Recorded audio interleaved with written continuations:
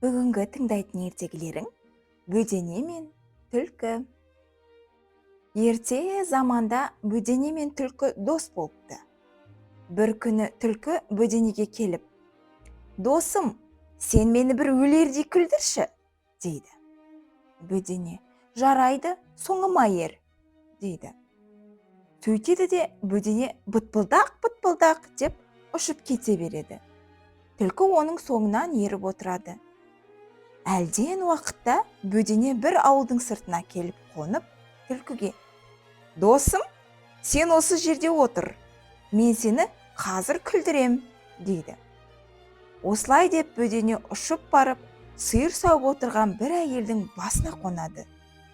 Мұны үйдің жанында ағаш жонып отырған оның күйеуі көріп: «Қатын, басыңа Бөдене қонды, қозғалма, оны мен ұрып алайын», дейді де қолағашты алып Бөденеге жіберіп қалады.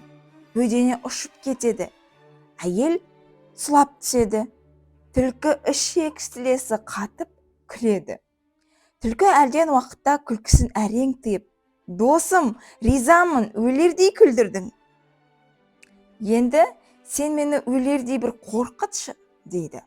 Бөдене: «Жарайды, мен батпылдық деп ұшып отырам, сен көзіңді тас жұмып, соңымнан еріп отыр.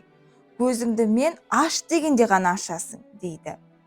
Осылай Бөдене бытпылдақтап ұшып отырады. Түлкі көзін жұмып, оның соңынан жортып отырады. Бір кезде Бөдене түлкіге: «Көзіңді аш», дейді.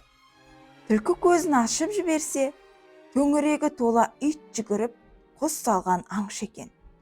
Түлкінің жүрегі тас төбесіне шығады. Өлді дегені осы екен деп, ол бар пәрменімен қаша жөнеледі. Ит құс соңына түсіп қуады.